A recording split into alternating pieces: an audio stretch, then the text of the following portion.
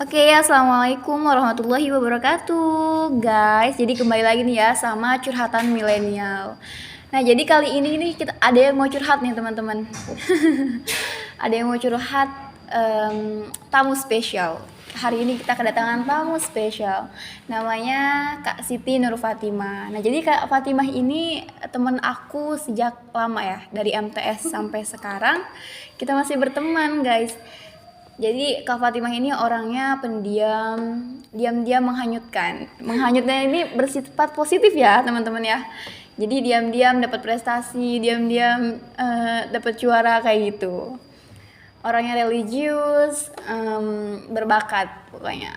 Oke, untuk tahu lebih lanjut lagi nih ya, banyak banget cerita menarik lainnya. Yuk kita langsung kenal aja nih sama Kak Siti Nur Fatimah. Nah, Kak Fatimah boleh nggak sih ceritain sedikit tentang Kak Fatimah nih?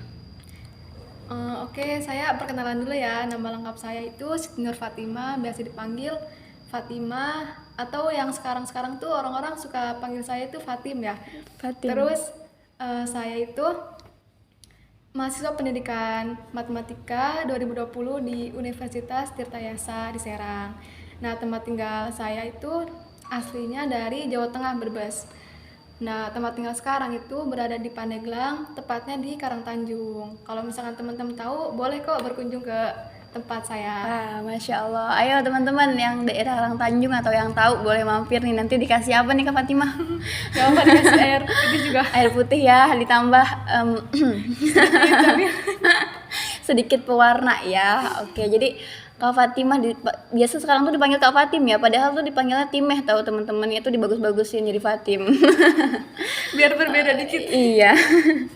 Jadi langsung aja nih teman-teman, kita ke tujuan awal kita nih ngobrol sama Kak Fatimah. Kita tuh mau ngomongin tentang prestasi sama beasiswa Kak Fatimah yang sekarang udah di raihnya gitu tuh. Kebetulan Kak Fatimah ini kuliahnya kan di Untirta ya Kak Fatimah ya? Iya, betul di Untirta. Iya betul. Itu pun memakai beasiswa KIP kuliah. Kuliah. Masya Allah, luar biasa ya teman-teman ya. Langsung aja nih kita tanyain Kak Fatimah. Oke, dari masa SD ya, mungkin pendidikan. Tapi Kak Fatimah TK dulu apa enggak? Langsung SD? Enggak TK, langsung SD. Langsung SD. Coba ceritain sih tentang perjalanan pendidikan Kak Fatimah pas masih di SD nih. Kira-kira dulu tuh sama kayak sekarang gak nih, berprestasi terus semangat belajarnya yang tinggi kayak gitu? Waktu SD itu ya pertama kali aku sekolah, sebenarnya waktu itu aku nggak mau sekolah gitu ya. Karena kenapa? Karena ketika SD itu ada yang namanya kayak apa sih ya, kalau sekarang tuh disebutnya kayak cek gigi gitu ya. Kalau misalkan ada yang bermasalah sama giginya tuh dicabut. Nah, di situ aku tuh kayak takut gitu kan, kayak nggak mau sekolah karena ngelihat orang-orang tuh kayak berdarah gitu kan. Jadi kan aku takut gitu ya, trauma, nggak mau sekolah. Terus setelah itu suka ikut tuh sama kakak aku sendiri kalau misalkan sekolah gitu ya, suka ikut-ikut aja gitu. Awalnya kan gak mau sekolah karena sering ikut ke SD itu sama kakak, jadi gurunya itu kan suka ngeliat ya, sering ngeliat. Terus kenapa nggak sekolah gitu kan, jadi aku kayak ingin sekolah gitu kan, tiba-tiba pengen sekolah karena teman-teman aku juga sekolah gitu kan. Jadi berawal dari yang pertamanya takut nggak mau sekolah karena ada cabut gigi itu, Iya. tiba-tiba karena ngeliat teman-teman ikut, terus juga karena sering ikut kakak sekolah, jadi akhirnya sekolah. Alhamdulillah, Masya Allah banget ya. Pertama jadi Kak Fatimah itu nggak mau sekolah loh teman-teman. Masya Allah, ini ya sangat tidak patut ditiru ternyata awalnya. Tapi abis Kak Fatimah udah sekolah nih, apa nih yang Kak Fatimah rasain? Ya bagus sih gitu ya, ternyata Allah maha baik gitu kan, udah datengin Iya. hidayah buat sekolah gitu kan. Terus dari sekolah ini kita jadi tahu banyak pengetahuan gitu kan, terus juga banyak temen juga. Kalau misalkan kita Betul. lagi bosan di rumah kan, kalau sekolah banyak teman gitu ya, ketemu. Iya. Kayak gitu. Terus pastinya sih di sekolah itu atau enggak di luar yang lain gitu ya, nggak di sekolah aja gitu ya, kita dapat banyak pengalaman gitu kan. Kayak gitu. Oke, kalau misalkan di SD nih, kira-kira Fatimah dulu ada nggak nih beasiswa atau prestasi yang Kak Fatimah raih gitu tuh? Nah, sedikit bercerita ya, sebenarnya aku itu sekolah SD-nya dulu di kampung kan, di Jawa Tengah tuh. Ya. Udah gitu di sana tuh cuma sampai kelas 3 doang, sampai kelas 3 SD. Karena orang tua aku, ibu sama ayah itu tinggal di Jakarta gitu kan, kerja di Jakarta. Jadi aku sama kakak itu dipindahin semuanya ke Jakarta ketika aku kelas 3 SD kayak gitu. Jadi waktu aku SD di Jakarta itu aku masih belum masih belum dapat prestasi apa-apa karena ya sekedar sekolah aja gitu kan. Soalnya awalnya itu kan emang gak mau sekolah. Jadi pas kelas 3 SD itu aku sama kakak aku pindah ke Jakarta sekolahnya. Diangkut semua itu ke Jakarta. Oh Kayak gitu. gitu. Jadi pas SD ini Kak Fatimah belum bisa nunjukin nih jati dirinya. Iya, jadi masih kayak ikut-ikutan aja. Iya, masih terombang-ambing ya, masih Iya. pindah-pindah kayak gitu. Nah lanjut nih kan kita abis dari SD naik ke jenjang yang lebih tinggi ya Kak Fatimah ya, betul? Iya, betul. Itu Kak Fatimah lanjut ke MTS Alfa lah ya kebetulan ya sama Iya, aku bareng. nih. Heeh. Dan itu pun di Banten, Pandeglang teman-teman. Gimana nih ceritain kok bisa sih dari Jakarta, dari Brebes ya? Dari Iya, dari Brebes Brebes. ke Jakarta sekarang ke Pandeglang. Wah, agak pusing juga ya kalau misalkan teman-teman denger ya. Oke, saya ceritain sedikit gitu ya. Yang tadi kan ketika kelas 3 SD, aku dan kakak aku tuh pindah kan ke Jakarta. Sekolahnya semuanya, pokoknya yang tadinya tempat tinggalnya di Brebes sama nenek dulu. Terus saya tinggal di Jakarta sama orang tua gitu kan. Karena emang pengen kumpul sama keluarga gitu kan. Udah lama kita nggak pernah bareng-bareng gitu kan. Terus ketika aku di Jakarta udah lulus sampai kelas 6, aku tuh memutuskan awalnya buat ke sekolah favorit terusin ya, ke SMP 53 pada saat itu. Nah, ketika itu bapak saya melarang gitu kan, bersikeras kalau aku tuh nggak boleh di SMP 53. Kenapa? Karena saya itu kan pindahan dari SD ke Jakarta itu kan MI ya, awalnya kan SD. Oh, Di Jakarta ini MI. Nah, bapak aku tuh nggak setuju gitu kan. Kenapa? Karena MI ini kan ya berbasis agama. Kalau misalkan aku lanjutin ke SMP kan otomatis yang agamanya itu kan hilang ya. Kalau misalkan SMP kan umum ya, agama cuma satu. Iya. Nah, kalau misalkan MTS itu kan pasti sama kayak MI, agamanya banyak gitu kan, bercabang. Jadi bapak aku tuh pengen kalau aku tuh sekolahnya itu ke MTS atau enggak ke pesantren kayak gitu. Nah, tadinya aku tuh mau disaranin ke pesantren yang ada di Jakarta Selatan sama bapak aku. Tapi ternyata ada guru aku yang nanyain ke aku lanjutin kemana gitu kan sekolahnya setelah MI lulus ini. Nah, ternyata aku jawabnya mau ke pesantren ke Jakarta Selatan, disuruh bapak gitu kan. Terus kata guru aku yang kelas 6 ini nyaranin kalau misalkan mau pesantren itu lebih baik ke Pandeglang aja, ke Banten kayak gitu kan. Di sana banyak banget pondok yang kamu inginin gitu, bisa milih. Akhirnya karena aku takut sama guru satu ini gitu ya, guru yang kelas 6 ini, takut itu kan. Takut karena gimana ya, nggak bisa nolak gitu. Iya. Soalnya salah satu guru yang disegani juga, jadi mau nggak mau aku harus nurutin, kayak gimana ya, nggak bisa Bisa bilang nolak. iya gitu kan, nggak bisa bilang enggak gitu. Jadi harus iya aja.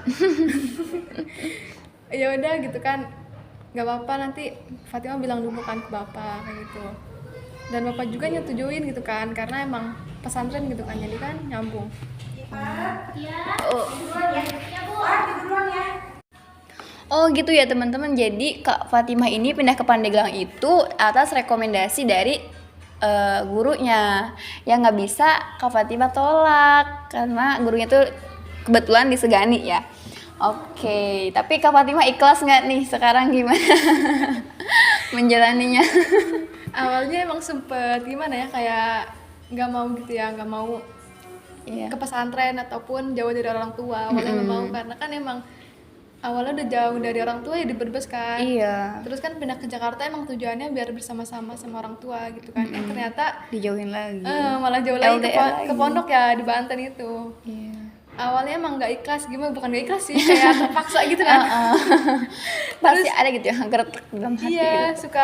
kadang suka nangis ya kalau misalkan awal-awal itu kan di pondok atau enggak di pondok tuh kan suka nangis, soalnya awalnya tuh nggak betah, terus juga emang kayak terpaksa gitu, nggak keinginan sendiri awalnya Iya. tuh. Tapi lama kelamaan ya gimana ya, ternyata tuh ini ada hikmahnya gitu kan, dibalik ini semua emang udah jalannya kan. Betul. Jadi mau nggak mau ya harus jalani kayak gitu. Tapi kalau sekarang ya alhamdulillah nyaman sama betah sih sampai sekarang. Alhamdulillah.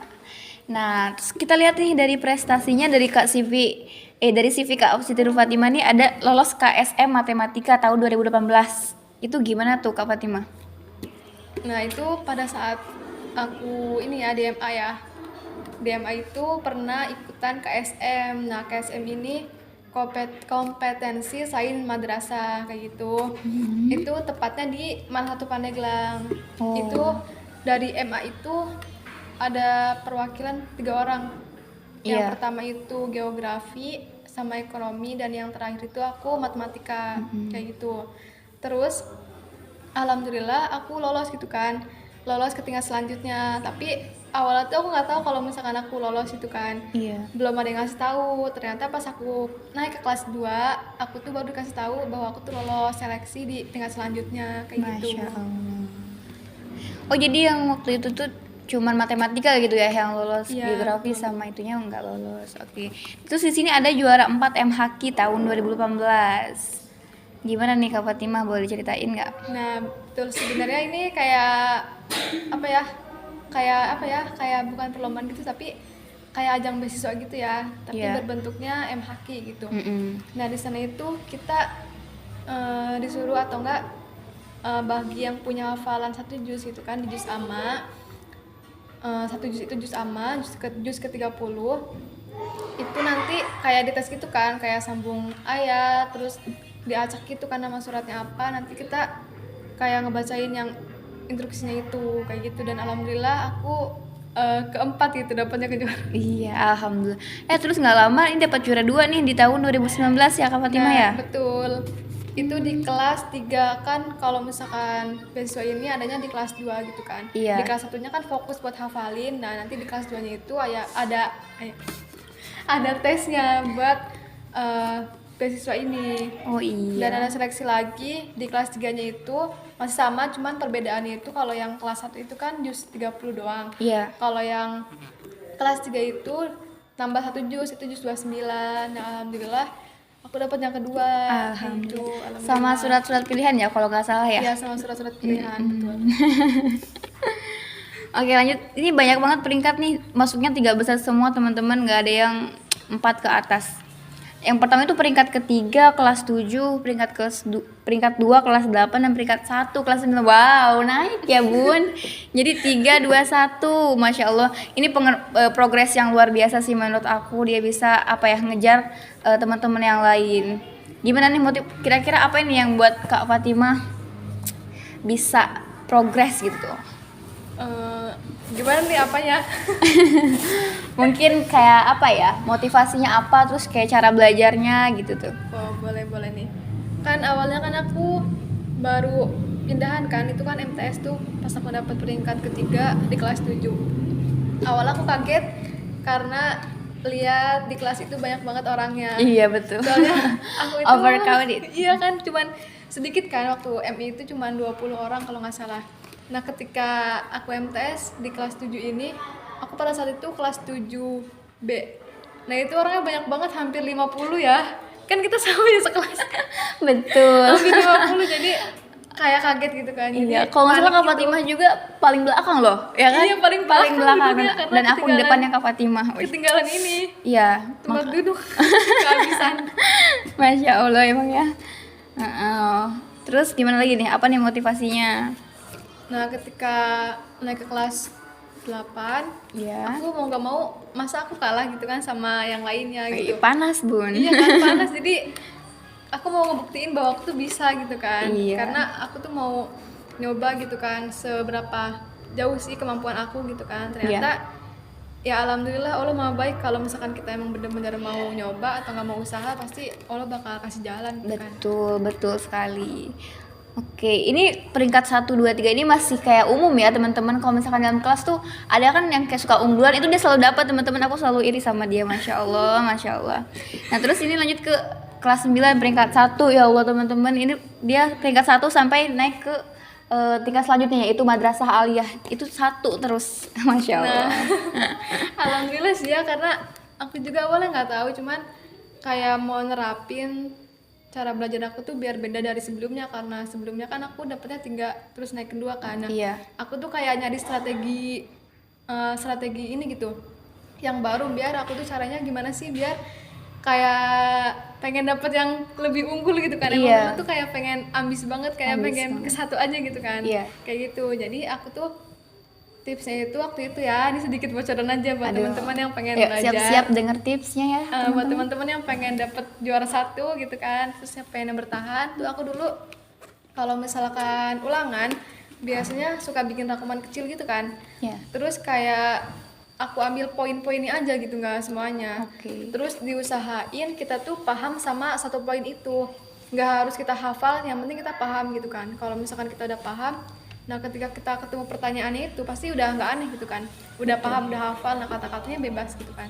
Terus aku itu suka ngisi kertas-kertas ulangan bekas kakak kelas gitu kan, suka ngisi-ngisi ulang. Ternyata pas aku ujian itu pas banget itu sama gitu, Muncul ya, muncul semuanya hampir nggak ada bedanya. Jadi Masya Allah. kayak alhamdulillah banget gitu kan. Heeh. Jadi nggak sia-sia kita belajar gitu kan, ternyata emang ada semua. Iya. Gitu. Di samping sekolah, Kak Fatimah juga ternyata kan mondok ya Kak Fatimah ya. Iya betul Itu sekali. gimana itu cara ngatur waktunya? Aku kayak Masya Allah, ini anak kayak sambil mondok sambil sekolah itu gimana nih cara ngatur waktunya nih Kak Fatimah antara belajar di sekolah sama belajar di pondok. Apalagi kan kalau misalkan di pondok itu kita apapun itu sendiri, kayak nyuci baju, makan, Iya, betul, masak itu sendiri ya. Semuanya sendiri karena Seperti belum jomblo ada- ya Bun. Emang jangan suka bakar tuh, jangan di sini jangan dibuka. Masya Allah. Nah, emang ya waktu itu aku mondok juga kan, mondok di deket sekolah. Nah, untuk bagi waktunya aku emang sempet kayak kesulitan juga gitu kan. Emang juga aku baru pertama kali ya mondok juga, terus pertama kali jauh dari orang tua yang biasanya dicuciin ya, segala macam dicuciin. Iya. Terus makan juga ya tinggal makan Tersedia gitu ya, gitu ya. gitu. Dan ternyata ketika di pondok itu semuanya serba mandiri gitu. Iya. Dari mulai nyuci piring kan, ada jadwal piketnya juga kan. Betul. Nyuci piring, terus nyuci baju, terus masak juga di piket. Belum lagi tugas-tugas sekolah kan banyak juga, terus hafalan-hafalan di pondok juga banyak kayak gitu. Nah, buat ngatur waktunya tuh aku nyoba nyari yang gimana ya, kayak misalkan pagi-pagi ini tuh kita hafalan gitu kan subuh itu kan ini waktu yang gampang banget kalau misalkan kita kayak mau belajar gitu, mau hafal apa kayak gitu. Aku itu boleh nih ceritain dari awal mau Boleh tidur. banget. Boleh banget. Nah, aku tuh tidurnya itu suka malam banget ya, soalnya jadwal ngajinya itu sampai jam 11 malam gitu kan. Mm-mm. Udah gitu aku tidur kadang jam 12 malam sih. Masya Soalnya kan Allah. siap-siap dulu, terus kadang juga kalau misalkan ulangan gitu aku suka ngisi-ngisi soal juga kan. Nah, itu kadang ketiduran dan nggak pakai kasur gitu tidurnya, suka di lantai aja. Dan kadang buku cuma di atas. Maksudnya aku tuh lagi ngisi soal dan ternyata aku ketiduran gitu di atas bukunya. Kadang kayak gitu juga. Terus aku tuh bangunnya tuh jam 5 atau enggak jam 4 kadang sih. Kadang itu jam 4 gitu kan.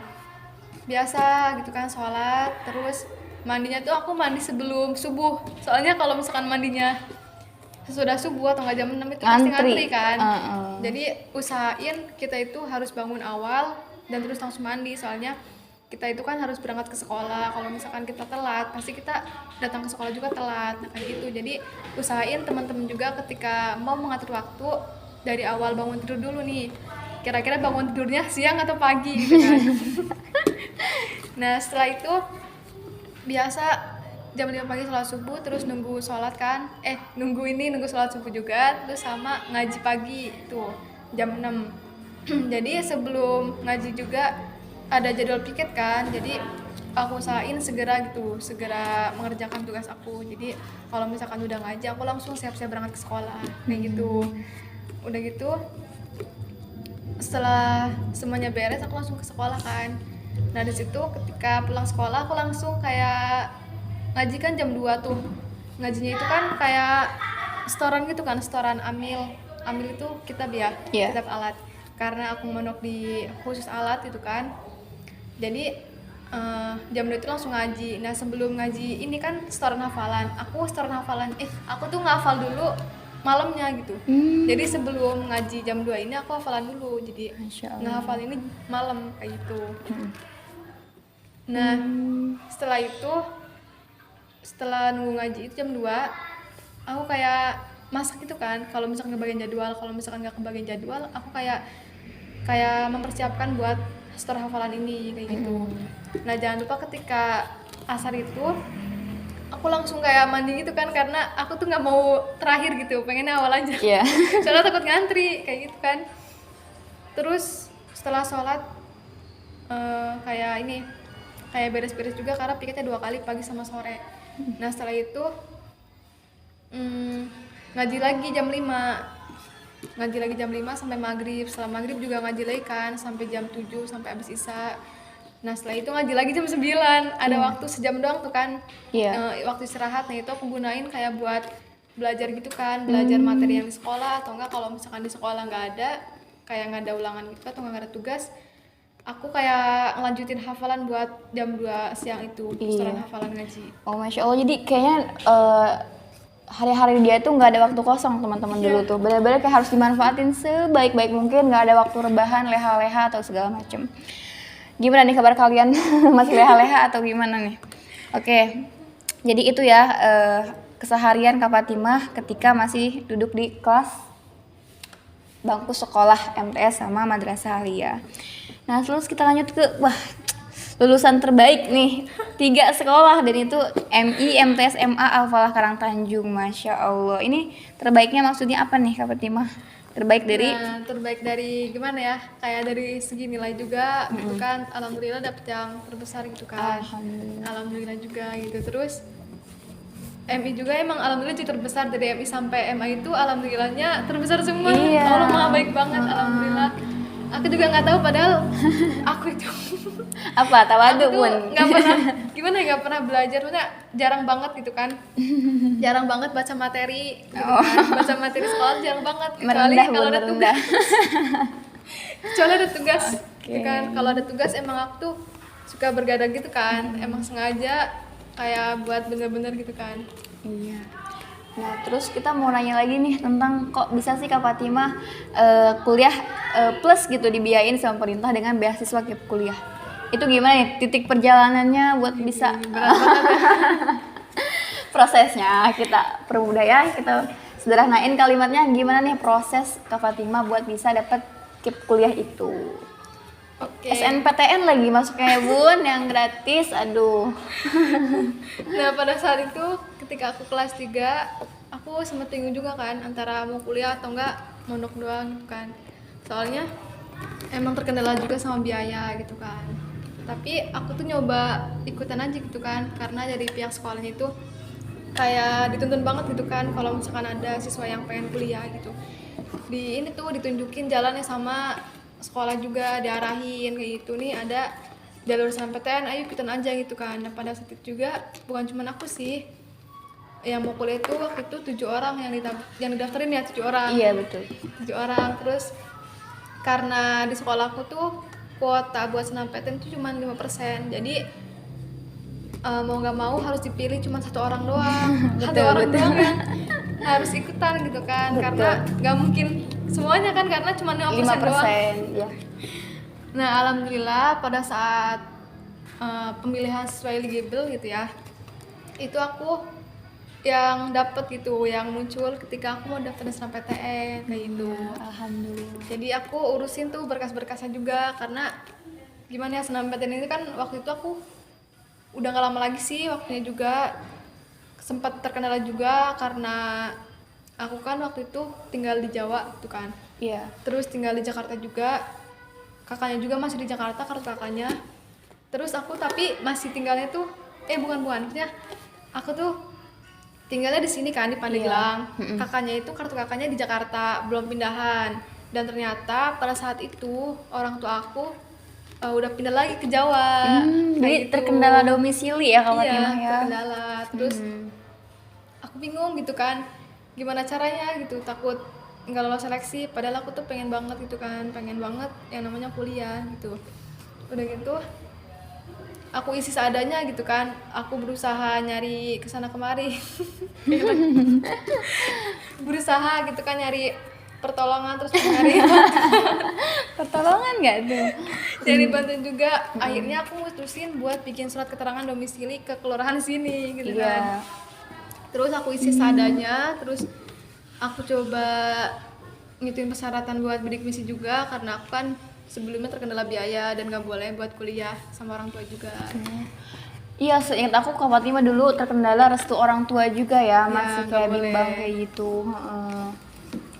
Jadi banyak banget sebenarnya ya kendalanya dari mulai dari domisili, dari restu orang tua, tapi sekarang alhamdulillah udah bisa ya. Alhamdulillah. Itu lolos skip kuliahnya gimana itu Kak Fatima? Nah, pada saat itu kan aku ngisi seadanya kan, berkas-berkas itu, domisilinya juga domisili sini, terus foto rumahnya juga, foto rumah yang di sini gitu kan, foto rumah guru aku Yang pondok, yang dulunya ngajak ini, ngajak ke sini ke pondok Oh iya. Bu Ana. Heeh. Pakai foto itu, sedangkan gimana ya, jadi nggak sesuai gitu kan, antara data-datanya kayak kartu kakaknya kan di Jawa kan, terus pakai domisili sini juga, terus aku pakai foto rumahnya, foto rumah guru aku yang dulunya ngajak aku kesini, terus KTP juga belum punya, alamatnya juga bingung juga waktu itu. Aku ngisi seadanya. Proses pengurusan berkas-berkas kan aku sempat terkendala juga kan, berawal dari kartu kakaknya juga masih di Jakarta, sedangkan aku udah nggak tinggal di Jakarta. Terus kayak alamat itu alamat mana yang harus aku cantumin di berkas itu kan, ya kayak di data-data itu kan aku harus masukin alamat yang biar pihak sananya tuh datang ke rumah gitu kan. Iya. Aku bingung banget gitu kan, kalau misalkan aku nyantumin alamat yang di Banten ini, aku lagi mudik ke Jawa gimana kalau akunya nggak ada gitu. Terus kebetulan alhamdulillah lagi-lagi Allah maha baik ya, lagi-lagi Allah udah bukain jalannya buat aku. Ketika aku pengumuman SNMPTN alhamdulillah lolos gitu kan. Aku bersyukur banget. Terus ketika pengumuman SNMPTN ada info juga kalau misalkan bagi peserta SNMPTN yang mau mengubah data-data KIPKA gitu ya, itu masih boleh gitu. Nah, aku akhirnya langsung rubah semua data-datanya, itu yang mulai dari kartu kakak, alamat rumah, foto rumah aku ganti semua jadi rumah aku yang ada di Jawa itu. Aku langsung rubah semuanya kan. Alhamdulillah semuanya udah beres, jadi tinggal nunggu pengumuman gitu kan. Terus pada pengumuman SNMPTN juga alhamdulillah kan lolos, aku seneng gitu kan, seneng banget itu kan, ternyata itu jalan terbaik ternyata gitu kan. Tapi orang tua aku kayak nggak setuju kalau aku kuliah, karena aku cuma kasih tahu bahwa SNMPTN ini tuh cuman gratis masuknya doang gitu kan. Kalau Iya. misalkan biaya yang lainnya itu nggak gratis. Orang tua langsung panik kan, dari mana gitu, karena emang terkendala biaya juga. Dan akhirnya aku berusaha ngomong gitu, kalau aku tuh lagi daftar beasiswa gitu kan, bidik misi, dan doain aja semoga aku lolos gitu.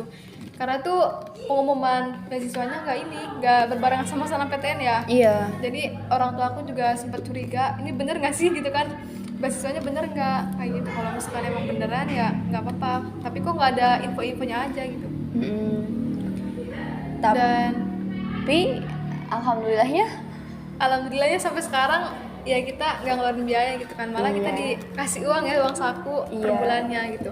alhamdulillah sebenarnya kita bersyukur juga ya kebijakan pemerintah kali ini yang udah ngeluarin program buat siswa yang mau lanjut ke jenjang yang lebih tinggi yang terkenal biaya gitu ya, padahal mempunyai prestasi itu sekarang udah dimudahkan. Teman-teman semangat ya untuk belajarnya, walaupun latar belakang keluarga kita, orang tua kita yang sederhana, bisa dibilang tidak mampu gitu tuh, itu bukan menutup kemungkinan untuk kita bisa menggapai cita-cita kita. Betul Seperti sekali. itu.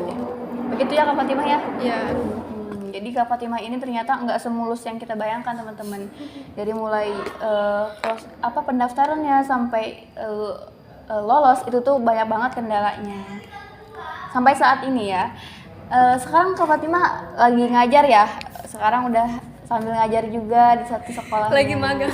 Iya, lagi ngabdi ternyata. Sekarang tinggalnya di mana nih Kak Fatimah? Tinggal ya. Iya. Alhamdulillah aku awalnya tuh tinggal di Pondok Pesantren Serang kan. Iya. Karena kan aku kuliahnya di Serang juga, di Untirta. Jadi karena jarak juga, jadi aku pindah pondok juga kan di Serang. Di sana itu baru 2 minggu di Pondok Serang itu.